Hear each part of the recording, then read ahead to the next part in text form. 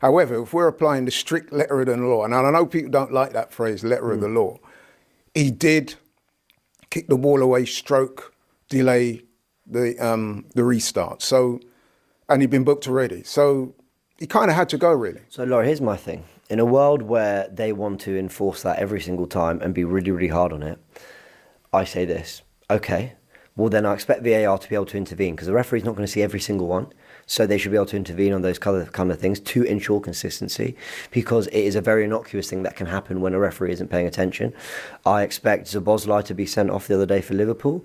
I expect Doku to be given a yellow card in this game for doing the exact same thing. So that's why it's a nonsense rule that they want to enforce it too stringently, too strictly, because they cannot pick up every single one. They cannot spot everyone, and every fan is going to go, what about this, what about this, what about this? So therefore, what they need to do is raise the bar and go, okay, did the player that kicked the ball away definitely 100% purposely delay the restart, and definitely do in a petty manner in which to spite the opposition?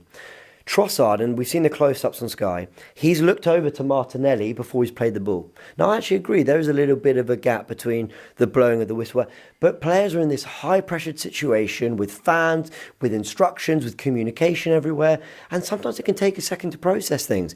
Hell, in my day-to-day life, like, I'm sort of sitting there watching TV and my girlfriend says something, I go, did he say something? Like, you know, it just that can happen, you're human, like, whatever. And I feel that we want to be far too strict. And let me just finish by saying this. And there's another thing, right?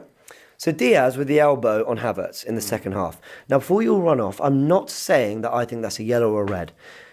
But in that situation, why is it not a yellow on the red? Because it is an elbow, and he has caught him in the face, but why isn't it? Because the referee can't determine 100% that Diaz is meant to do it. He's gone, well, he's just holding his ground, well, he's just getting his arm there for winner header.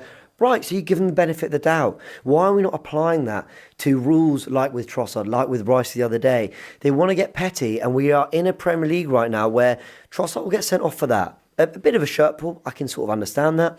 And then a little bit of a pass out to Martinelli and you're sent off. But Martinez can 2 foot into a challenge against Palace. Vicario can clearly handle the ball outside the penalty area.